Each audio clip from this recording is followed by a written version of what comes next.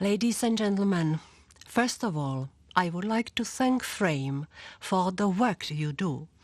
Your research on the contribution of EU policies to promote human rights helps us to make sure that we respond in the right way to the concerns and fears of our citizens.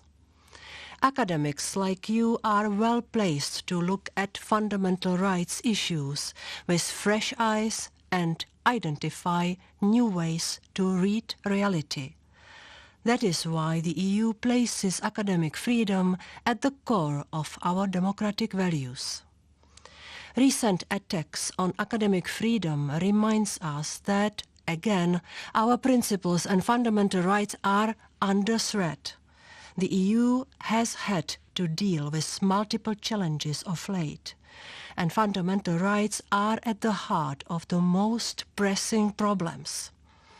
I am deeply concerned by this, and I am committed to promote the European Union's model of openness and solidarity based on the rule of law.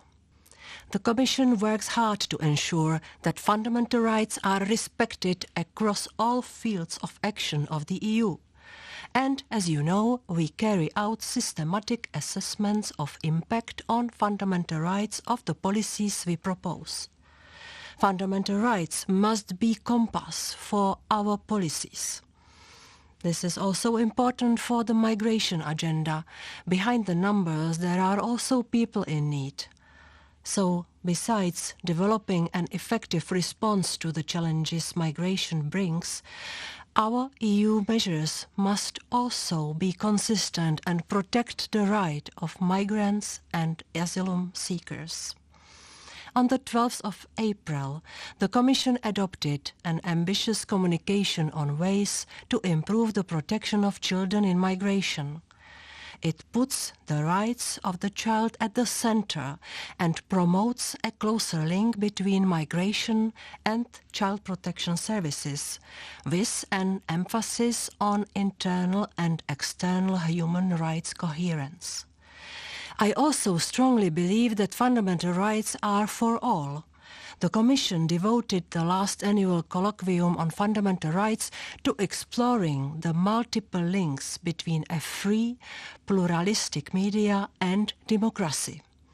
We must defend media freedom and independence from political and financial pressure. To achieve this, we need political leadership, but also to identify and address concrete gaps.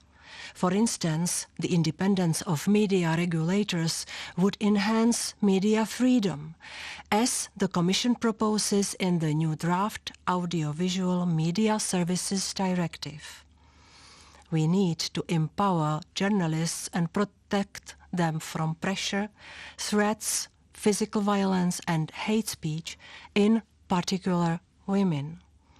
At the end of last year, the Commission also launched an EU-wide campaign and year of focused action to combat and prevent violence against women, including those in the media.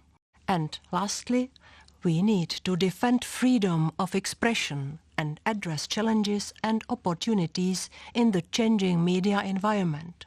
The EU gives priority for funding to projects on media pluralism, media literacy, protecting journalists, and combating hate speech. We are also addressing the financial sustainability of quality press and investigative journalism, such as in the copyright reform. And I recently launched an impact assessment and a public consultation on the protection of whistleblowers. All these measures form our roadmap for protecting freedom of expression. They show how EU policies can and should be in line with fundamental rights, and they promote people's rights concretely. And of course, we need to do more, also in the context of the economic adjustment programs for member states. The Court of Justice of the EU recently confirmed that when signing Memoranda of Understanding on behalf of the European Stability Mechanism, the Commission must ensure that these memoranda are consistent with the Charter of Fundamental Rights. The Commission takes this duty very seriously.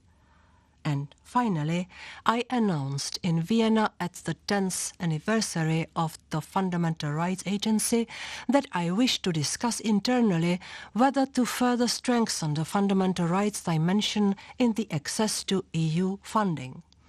It is clear to me that fundamental rights are increasingly relevant across all policy fields and that there is scope to do even more.